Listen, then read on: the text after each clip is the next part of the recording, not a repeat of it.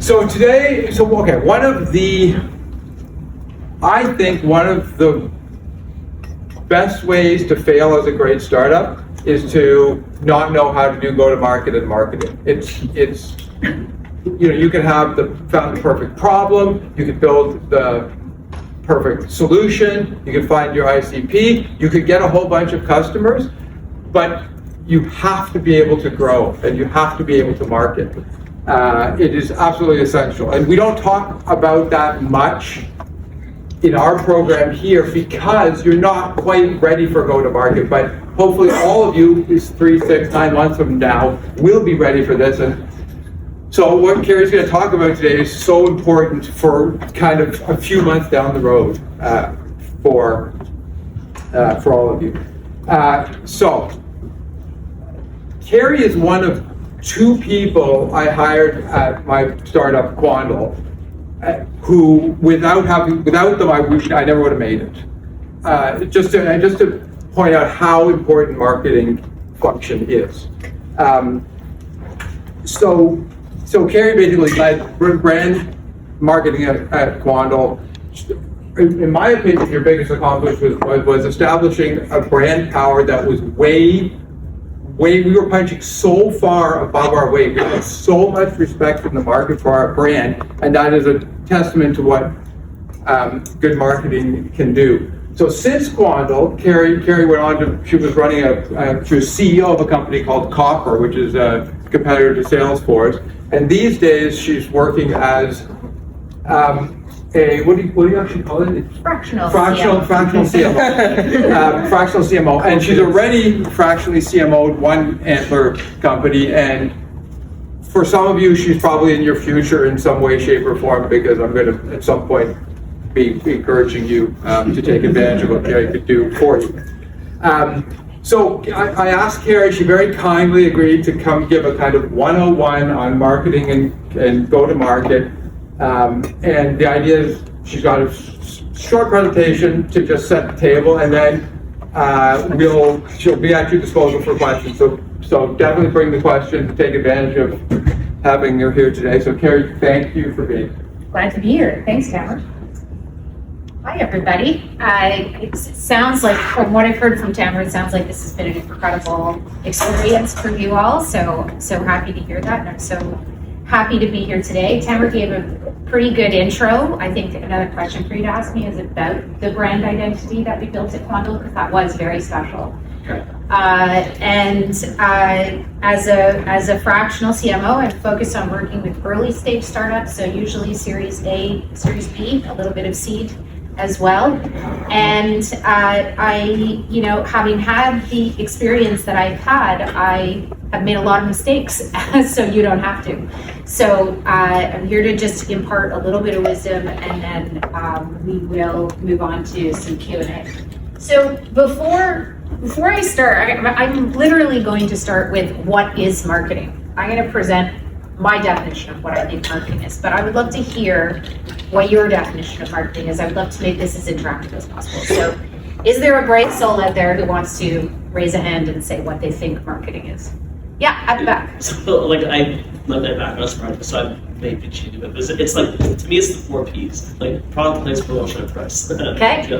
Product, place, promotion, and price. That's a method called the 4 Ps. It's been around since the 1970s. It is still very valid today, correct? Anybody else? I would say profitable growth.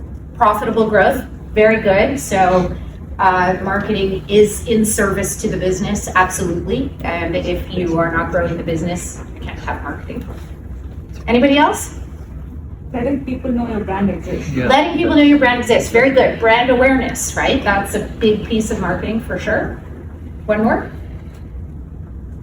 There's the idea of like internal marketing, if people know what you stand for.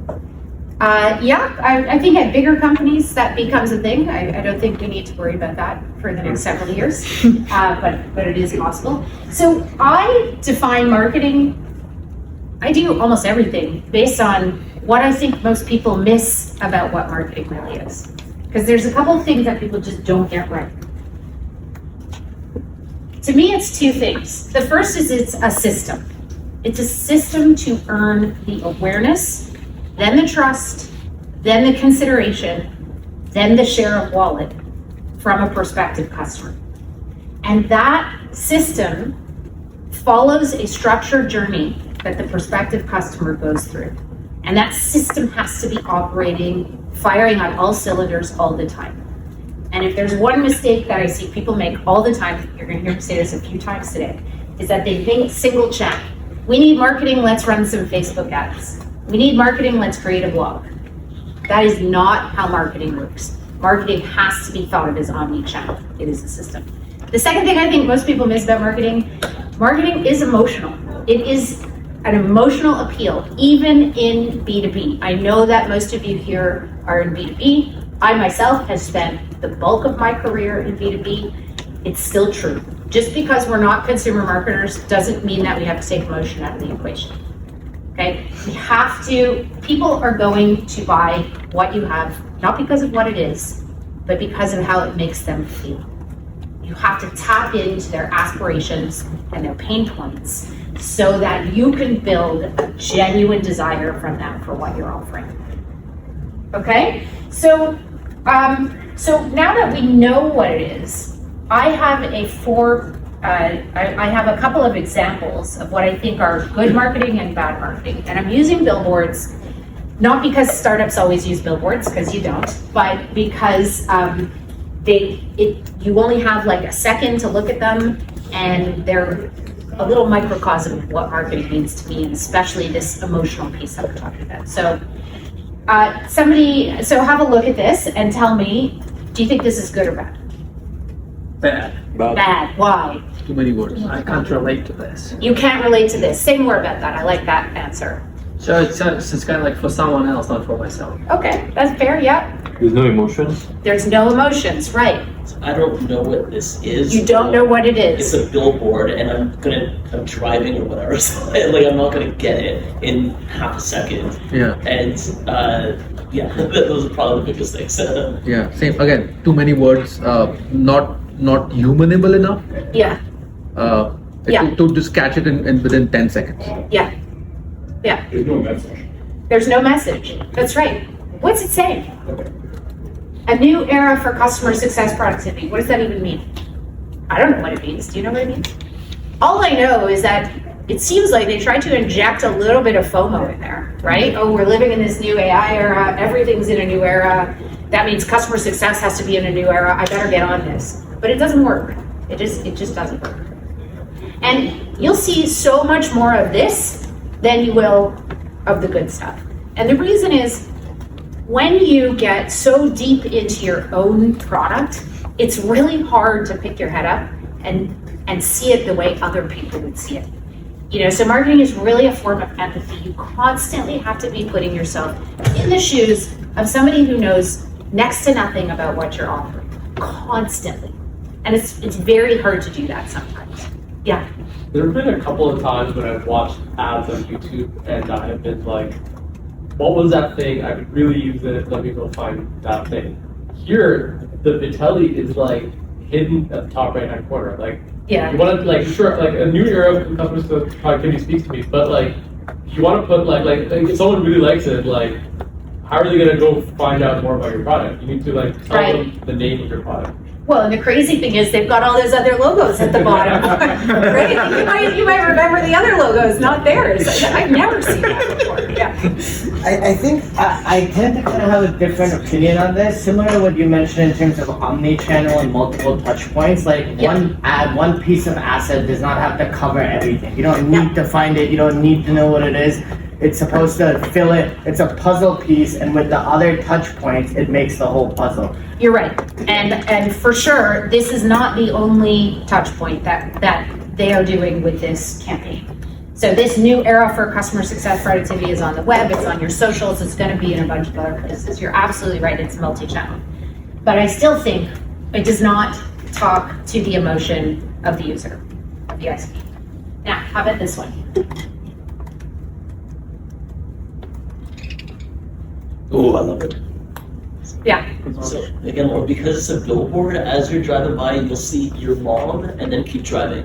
And so like the first assumption is like insulting you or something. And if anything, it's gonna make people like Shopify less. Who said they loved it? Somebody I here. love it. Yeah. Why? Oh, well, I just saw it now, but the domino, like the first customer, Yeah. Yeah. has kind of the network effect of getting more customers. Yeah. Then obviously your mom, yeah. Your mom. Just takes like your It mom. made you happy, right? Yeah. Yeah. Yeah, again, I think there's the white space and the graphic in there is leading on to the text in a way. Yeah. Which is why you get drawn to the text, and then you see the mom should be your first customer. So maybe that then does the emotional connection in there. Yeah. I didn't think of the domino. If I'm just seeing it in 10 seconds when I'm driving, I saw it's like a track to That's it. right. Yeah. You don't really think dominoes at the Yes, beginning. I didn't You're think right. of the domino. I thought of Yeah. the train tracks, but again, it's a directional thing. Yeah, but when you're looking at billboards, mostly you're reading copy. You're mostly reading Yeah. copy. That's if you think about what your experience is of looking at a billboard. That's what it is.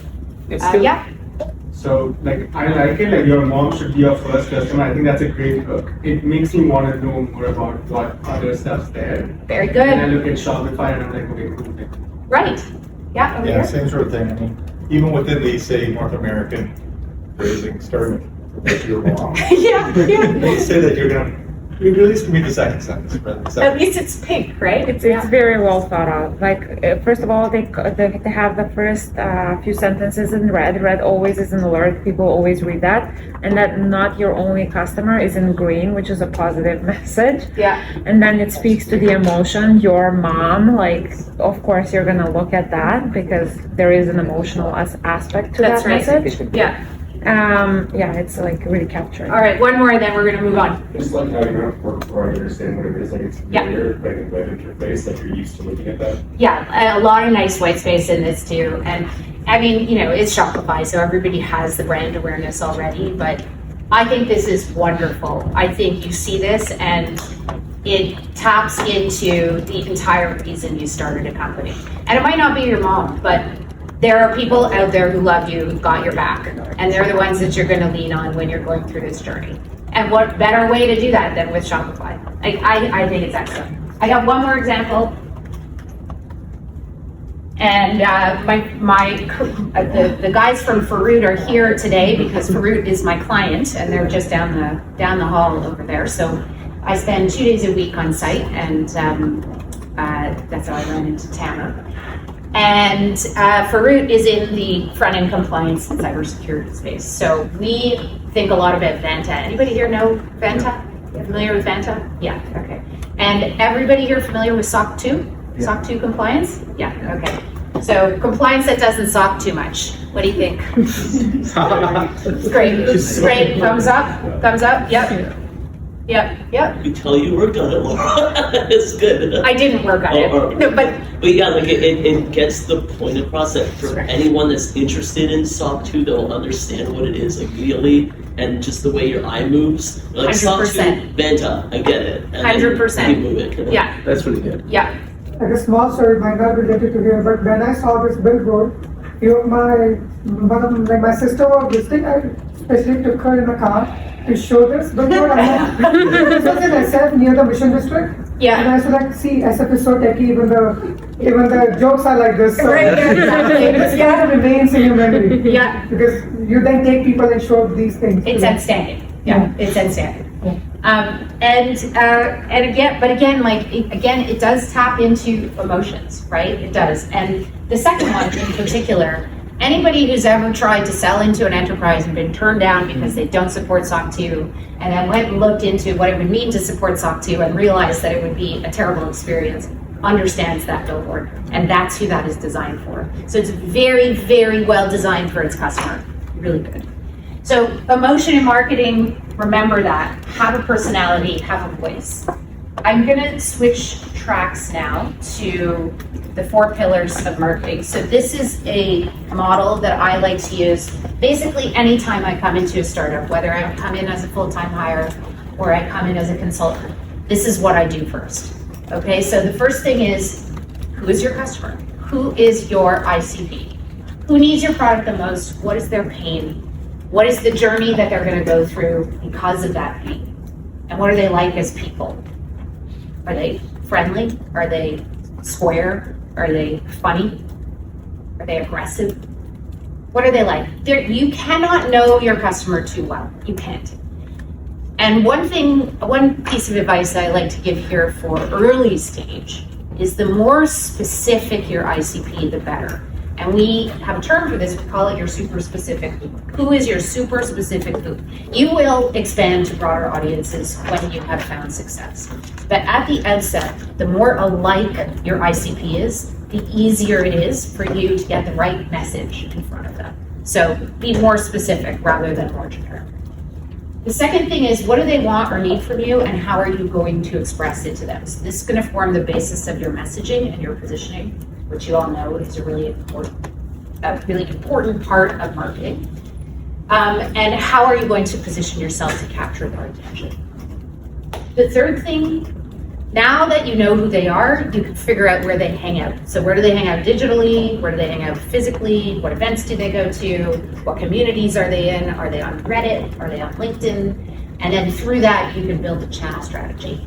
Trick here is to figure out what part of the journey are they in when they're on that particular channel, right? So where are they when they're researching? Are they in an LLM? Are they still doing Google searches? I've heard some people are still doing Google searches. I don't know about you guys. Where are they when they're under consideration? Are they sitting in a conference room with a bunch of decision makers going over documents that they've sourced from the web? Those are documents you should be in control of. Right? Where are they when they're making the case for the purchase? So the message that you're going to deliver, or the form that you're going to deliver the message on, is going to vary from channel to channel, depending on whether the channel is at the top of the funnel, the middle of the funnel, or the bottom of the funnel, right? And then finally, how does it all come together? And this is again my adamant exclamation point that you're going to do omni-channel. You're not going to think in siloed channels. When you do hire a marketing team, you're not going to divide them by channel. You are always going to think in terms of a system. There are many estimates out there, but I like to use the number 10. It takes 10 brand touch points for somebody to start to remember who you are. It used to be 4 to 7. That number has gone up. Society is getting more complicated. We are getting barraged by more and more information every day. I would say now it's up to 10. So what's your company name? VC. VC? Okay, so somebody's gonna need to hear that and see that 10 times before they remember it. 10 times, not once. And it can't be 10 times in an email. You can't just send them 10 emails. It doesn't work that way. They have to see it on the web. They have to see it on LinkedIn. They have to hear about it from somebody else. Let's do a quick exercise here. Then I think we'll probably just switch to Q&A because I feel like I'm talking. No, yeah. Okay. Think about the last B2B software purchase you made. Just throw it out there. What'd you buy? Yeah. Dripify. Dripify? I'm not familiar with that. What is it? It's a LinkedIn outreach automation. Okay, nice. Yeah. What else? Apollo, great. Yeah. Yes. What else? Content Square. Content Square. Okay. Let's take Apollo. That's a good example. How did you hear about Apollo? A previous company I worked for was using it, but actually it was because we were using some other email provider that had bad email data. So yeah. We just did a couple of demos and trusted. Yeah. That's kind of how that went. Yeah, so that's word of mouth, yeah, right? That's basically word of mouth. Anything else? Do you remember how you heard about it at the first company, or was that somebody else's decision? No, we just took a bunch of demos. Like there was really good discussion, I think, on LinkedIn about it. Yeah. They talked, so maybe that was like influencer-led marketing. Yeah. Or something like that. Yeah. Yeah. Yeah. So that's a couple of touch points right there. Yeah. Yeah. The first time I heard about Apollo was from like a sales expert. I was telling her that I'm reaching out to people a while back and they're not like responding. Yeah. She's like, call them. Yeah. So that was like my pain point that made her remember Apollo services for people. Yep. And then where else did you hear about it? I think here, like someone mentioned it, when we like trying to reach out to people, it says Apollo or Sales Navigator. Yeah. I mean, I put it to you this way. So the story I like to tell is Peak.ai, which we are using with Farouk. How did I hear about it? Well, so, Farouk got into GEO or AEO or whatever you're calling it pretty early on, and we asked our intern to look up to see if there was any software out there that could help you measure your appearance in LLMs. This was 6-7 months ago now, so it felt like a different world back then. And so she went and she did a search, and she found like 5 or 6 tools, and one of them was PKI. And then we took a look at it, and we took a look at the other ones, and we didn't love anything, so we just kind of went back to doing our thing. But then over the next several months, we saw Peak on LinkedIn. We got retargeted by Peak on the website. We started hearing about other people using Peak. Then we hired this guy, John, and he came in and he said, we should try PKI. And all of a sudden, we had like 5 or 6 brand touch points for a trial that we didn't love, but we said, let's go back to it and let's see what they've done in the 6 months since. And sure enough, it's a great product and now we buy it, right? So that's what I mean by those touch points. You can't just hear about it once. Not. Okay. So I'll take 5 more minutes to talk about product market fit. So what I want to talk about now is the when. When should you do marketing? Tamara alluded to this at the beginning. There is a great article, I guess, on first round review. I think they call it first round, now they used to call it first round review. The links are in there and I can get these to you later. On the 4 stages of product market fit that you should all read. It's wonderful. I use a slightly different approach, but it's still very relevant. And these are the stages that I use to determine whether it's time to do marketing or not. So stage 0, you're pre-product market fit, you're searching, you don't have it yet, maybe you have your mom as your customer, maybe you have a couple of people who are in beta or pilots, you don't have revenue necessarily, your goal is just to find a signal, like am I on to something here? All the work you're gonna be doing at this point is founder-led. Stage 1, nascent PMF, you've got 5 to 10 customers who love you, maybe a little bit of ARR. Your goal is to test to see if it's repeatable with strangers. That's still gonna be founder-led, but now it's light marketing. So Dripify, you probably bought that so that you can increase the cadence of your LinkedIn outreach to try testing with strangers, right? So I'm gonna guess you're in stage 1, nascent PMF. Am I right? Yeah, probably pre. You're in stage 0. Right. You think you're stage 0? I'm using it to validate the problem. Yeah. Yeah, so the biggest difference between stage 0 and stage 1 is in stage 0, to the best of your abilities, use people you know to help you. If you don't have enough people in your ICP, then obviously you're gonna have to go further afield. The second stage is developing PMF. So now you've got some clear patterns, you've got some ARR, and your goal is to build a repeatable motion. Strategy is to scale what works. That's the point at which you start thinking about hiring some people for marketing instead of marketing being just founder-led. And I'm going to skip through these, just end with this. So there's the last thing I'm going to tell you before we do a little bit of Q&A is avoiding these mistakes that I see over and over again. So when you do get to the point of hiring, I have seen many people do this, including my wonderful colleague over here, who I love dearly and would work for in a heartbeat again. But a lot of founders think, okay, well, I'm still going to stay involved. I'll just hire a junior marketer and they'll do what I do. You're not hiring an assistant, okay? But now what ends up happening is you have 2 people who don't know anything about marketing. You should, at the very least, hire somebody part-time who is more seasoned, or hire a mid-level marketer. This is your first marketing hire. This is the person you want. If you were hiring your first developer, you wouldn't hire somebody who couldn't code, right? You wouldn't say, I'm just gonna hire somebody really junior and I'm gonna tell them what to code and I'm gonna code for them. You would hire somebody who's a good developer. So do that with your first marketer too. Hire somebody who knows what marketing is. The second mistake, again, just to wrap it all up, is thinking too tactically. Let's just run some Google ads and we'll get some leads. marketing has to be an omni-channel system. And the third stage, or the third mistake is no stick-with-itness. So there's actually a book, I think, called Stick-with-itness by Chip Heath, I think. I see this a lot too. You have a million priorities, right?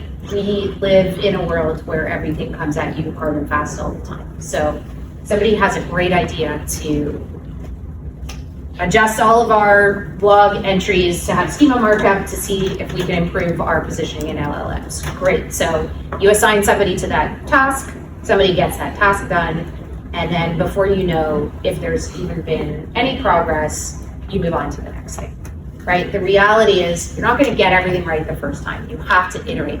Marketing is iteration, it's guts, and it's iteration and experimentation.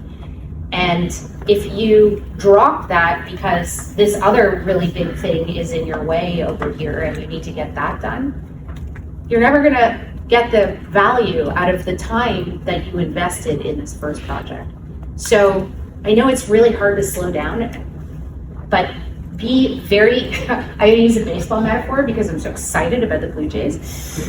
Have a lot of plate discipline, okay? Be very, very disciplined at the plate. Make good decisions about what marketing you're going to invest in, and then invest in it properly. Iterate and experiment until you get it right. All right?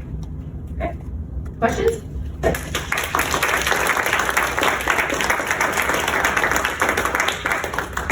I have a question. Why do you say marketing should only be a long-term strategy rather than a short-term or short-term tactic?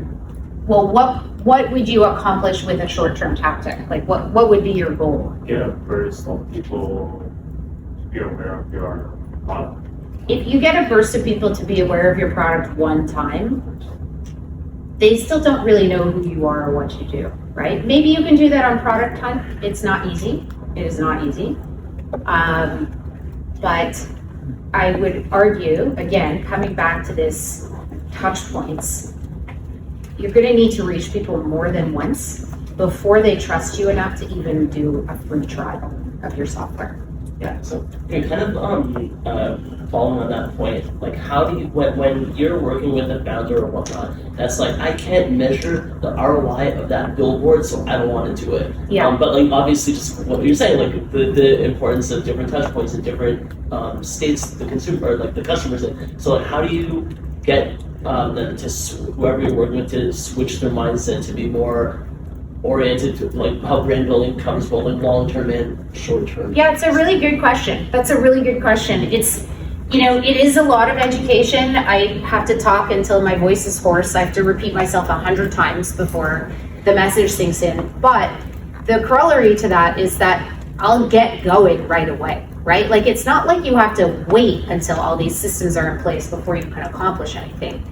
You build out the strategy and then you start the implementation and you show your progress at all points. And then but the message is, we are not going to see the flywheel effects until we have all of this in place. Yeah. As a founder, like in the initial stages, you are very stretched on budget. How do you think about budget? Yeah, you are. So in this document, there is a link to an article from a woman named Maha Vohe, I think is how you say her last name. She calls herself a GTM strategist. And for early stage, she understands very, very well how budget constrained we all are. So she lists out 12 actions that you can try that cost you time, but not money. And you know, having some of those done in concert together can help you start to build out some of that brand awareness until you reach a stage where you have some funding and you can spend some money. And so a lot of it is really, it's a lot of community participation. Building in public is you know, one of the possibilities there that doesn't cost you anything. Definitely LinkedIn organic, commenting, jumping in on comments, fishing on forums. She lists like 12 things you can do. And it's a bit of a, like, just here's a checklist, you know, like I think you have to give it a little more thought than just the layout of all the different motions. But it certainly isn't going to cost you a lot to invest in those.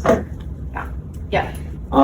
Just curious about how you quantify your spend for brand awareness. Yeah. Because there's like intent-based sales, which Yeah. you can capture those. Yeah. But then you have to build like a brand, and Yeah. that's expensive. Yeah. So how did you like tactically like quantify that spend and justify it Yeah, as a so- channel? Yeah, so you look at your fully loaded CAC payback, and it includes everything. So you did a blended model. Yeah, you do a blended model across everything. It includes all the brand work you're doing, the media spend, the labor, the heads, everything.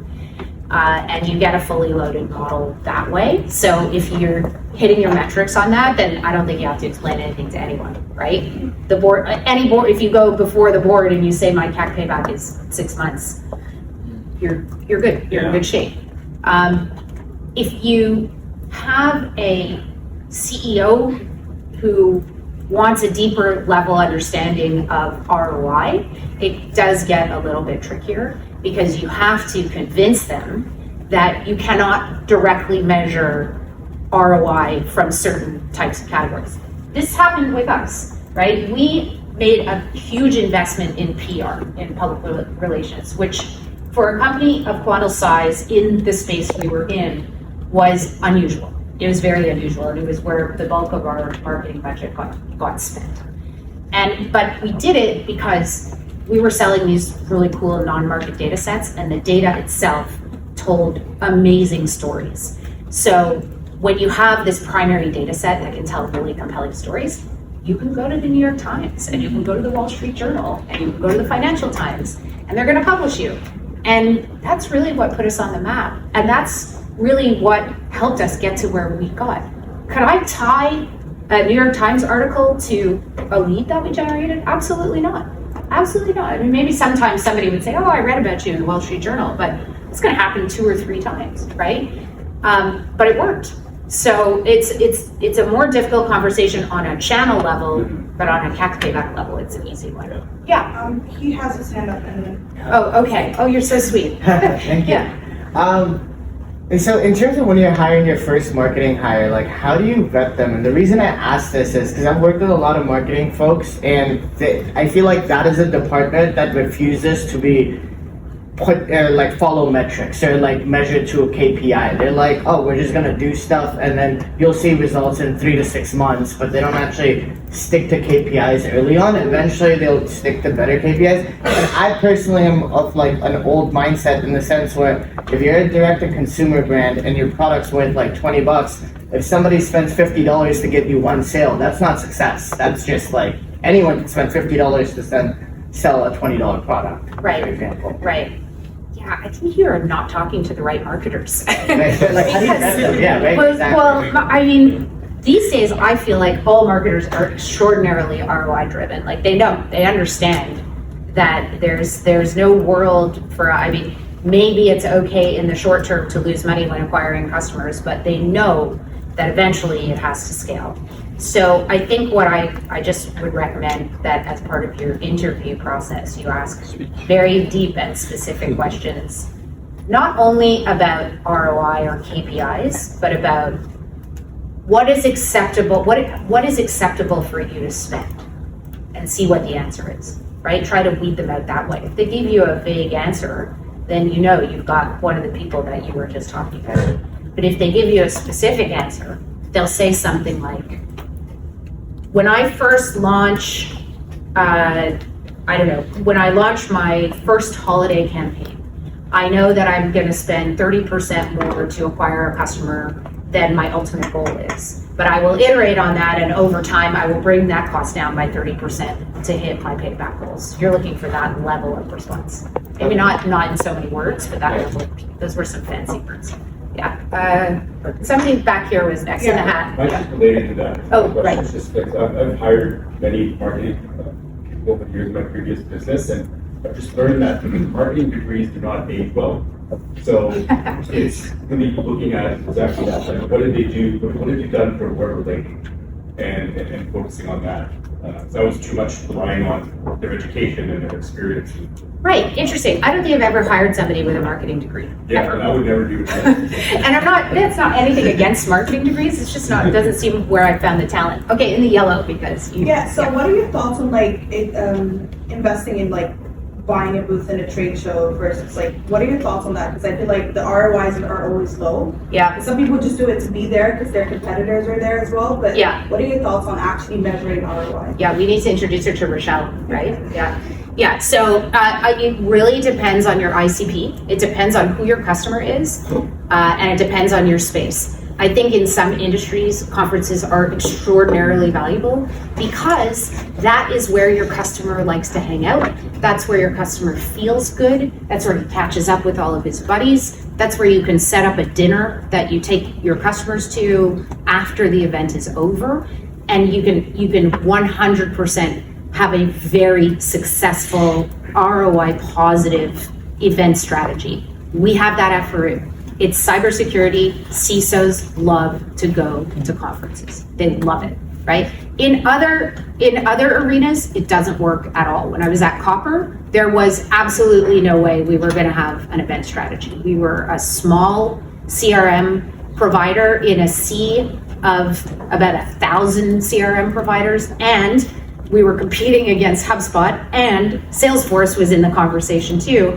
And there was just absolutely no way we were going to get any mind share or any space at an event. And so we didn't do it. We didn't do it at all. So you really have to look at it from the standpoint of who your customer is. And I also think the only way you're going to know for sure is to try, right? So again, once you have budget, find the best conference in your space and try it and see what happens. Yeah. A question about like specific tools we can use in the early stage. Yeah. You mentioned like retargeting and Yeah. Maybe something AI, but not necessarily automation, and maybe like some scenarios how you like use it for early stage. Yeah. Yeah, I mean, it's basically looks like this. Okay. I will tell you, I will give you an answer, but I will also say there are hundreds of ways to answer this question. So this is not the gospel. This is just one idea. You use, but yeah, just like one clarification. Yeah. I heard like someone told me like that their code, like their solution code that does the thing, is less lines of code than the code related to marketing. So like the automation, like generating images, like generating, like let's say like retargeting, right? Somebody registers, they put like, let's say their interests on your website, like dating website, for example. And then you create for this specific user, you create like retargeting ad on like all the like platforms where they are because of their like behavior on the website. Yeah, but mostly Google does that for you, right? So you just need to tell Google that you want to do retargeting and then give it some display, make some creative for your display ads or whatever it is. And then Google is going to show it everywhere. Like they're in millions and millions of websites. So you don't have to make it, like what you're talking about there is very custom, very complex. You don't have to do that. You can just use Google for retargeting, which you should. It's great. Retargeting is excellent. You could combine that with LinkedIn top of the funnel, right? But LinkedIn is not for lead generation. LinkedIn is for that brand reminder, that brand touch point, so that you see it, because everybody's on LinkedIn all the time, even though we hate it. Who here hates LinkedIn? And who here uses LinkedIn? Yeah, exactly. It's like we have no choice. So we scroll through it very mindlessly, but we get these pockets of brand touch points, and they're important, right? So you combine it with that. So now you've got retargeting on the web, you have a good touch point on LinkedIn, and then. So do you use like them? Do you use some like wrappers around them that can like automate, like simplify the flow? Yes. We connect HubSpot to Google AdWords so that we have that flow working. LinkedIn we just do ourselves, but again, we're small, right? Like when you're small, you can do it yourself.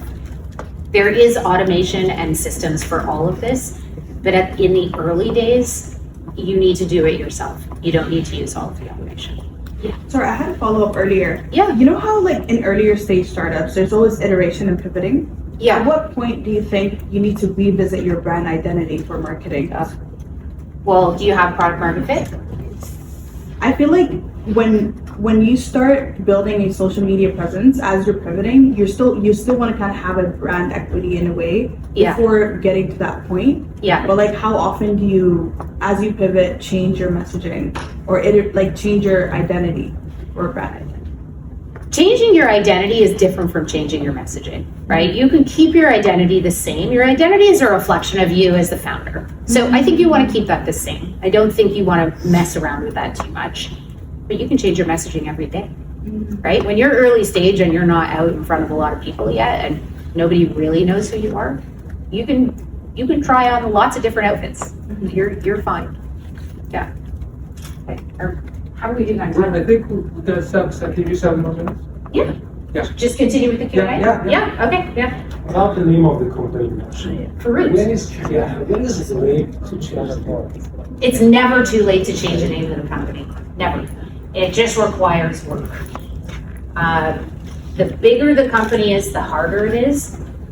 You guys are not in a space where your companies are so big that it would be that hard. It's just a pain in the ass. So do it very deliberately, because even when you're small, like if you've got things registered in your company name, it's on your contracts, it's not just you change your logo and your website and off you go. That name is everywhere. So you have to be very intentional about it, but it's never too late.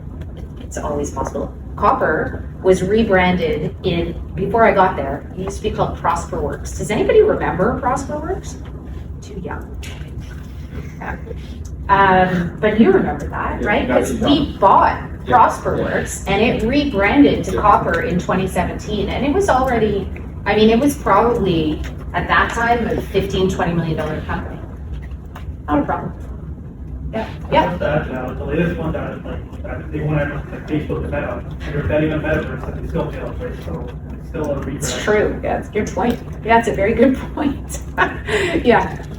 So like a lot of us are in stage 0. I think some of us are in stage -1. Yeah.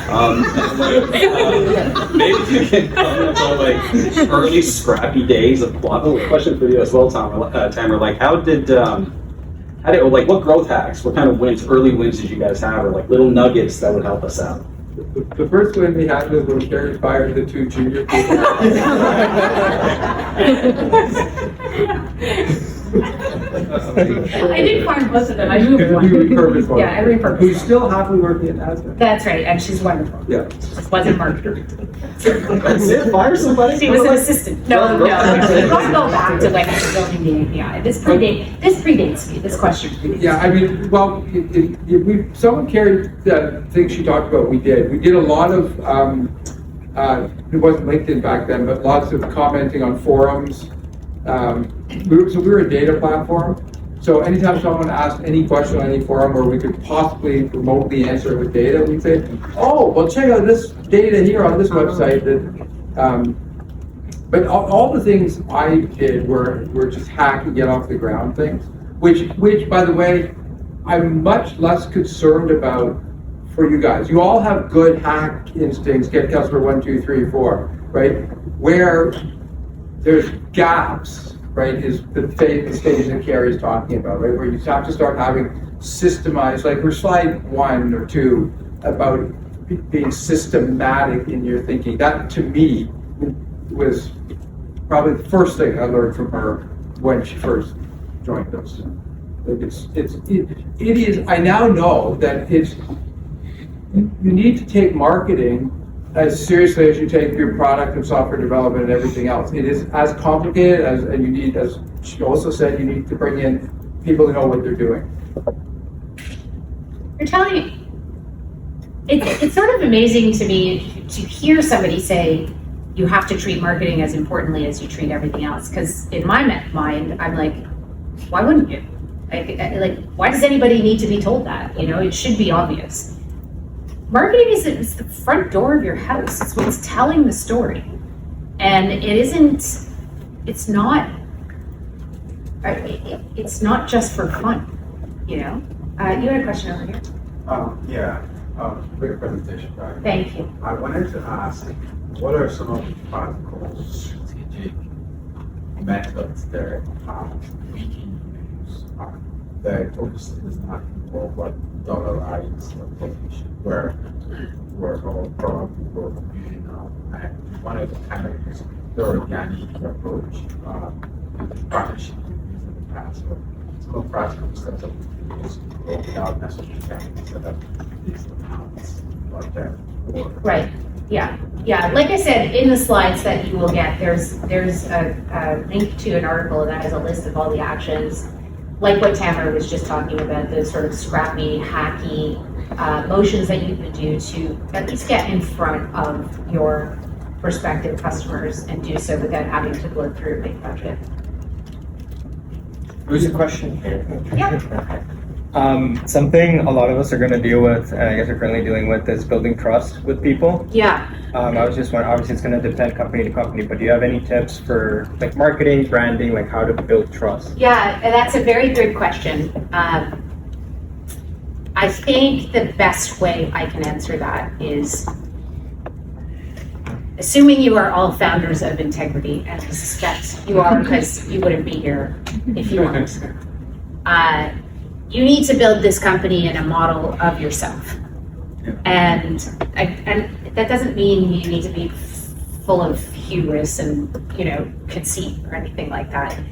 It just means you need to put out there a sense of identity that you yourself would be comfortable with, right? And people will respond to that. It's another way of saying authenticity, but what does authenticity really mean? It means coming up with a voice and a message and a brand and an identity that really reflects who you are in a way that is different from what else is out there. And that is what's going to do it. And then obviously, once you have conversations in place, over service those initial customers. There was another mention in there that I didn't cover of an essay that Paul Graham wrote in 2013, which is do things that don't scale. If that sounds familiar to you guys. It's as relevant today as it was back then. And he talks about over servicing your customers, because that is going to build trust. And people will talk. I mean, when we did that little B2B example here, everybody was talking about having heard of these solutions from somebody else. Word of mouth, like good old fashioned word of mouth. That's not digital, it's not an AI, it's two people in real life, not avatars, talking to each other. And one of them says, hey, I used Gamma to make the slides for this presentation. You should try it out, right? Which I did, by the way. So it still matters. So those early customers are gonna, they're gonna be important to that brand as well. Thank you. Okay, we got to wrap.